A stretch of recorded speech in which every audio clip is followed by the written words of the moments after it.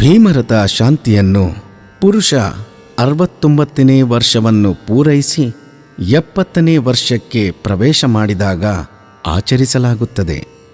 ದಂಪತಿಗಳು ಉತ್ತಮ ಆರೋಗ್ಯ ಮತ್ತು ದೀರ್ಘಾಯಸ್ಸನ್ನು ಪಡೆಯಲು ಭಗವಂತನನ್ನು ಪೂಜಿಸುತ್ತಾರೆ. ಜ್ಯೋತಿಷಿಗಳ ಸಲಹೆಯಂತೆ ಯಾವುದೇ ರೀತಿಯ ಗ್ರಹಗಳ ಸಮಸ್ಯೆಗಳಿಗೆ ಪರಿಹಾರಕ್ಕಾಗಿ ಪೂಜೆ, ಹೋಮ ಮತ್ತು ಶಾಂತಿ ಪೂಜೆಗಳನ್ನು ಮಾಡಲಾಗುತ್ತದೆ. ಸಾಮಾನ್ಯವಾಗಿ ಭೀಮರಥ ಶಾಂತಿಯನ್ನು ದಂಪತಿಯ ಮಕ್ಕಳು ಅಥವಾ ಸಂಬಂಧಿಕರು ಮಾಡುತ್ತಾರೆ. ಇದು ಬಹಳ ಮುಖ್ಯ ಹಾಗೂ ಅಮೂಲ್ಯವಾದ ಅವಧಿ ಎಂದು ಪರಿಗಣಿಸಲಾಗಿದೆ.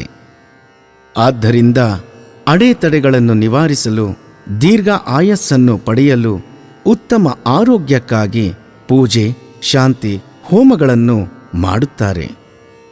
ವೇದಗಳು ಶಾಂತಿ ಕಾರ್ಯ ಹಾಗೂ ಪೂಜಾ ವಿಧಿವಿಧಾನಗಳನ್ನು ಉಲ್ಲೇಖಿಸಲಾಗಿದೆ.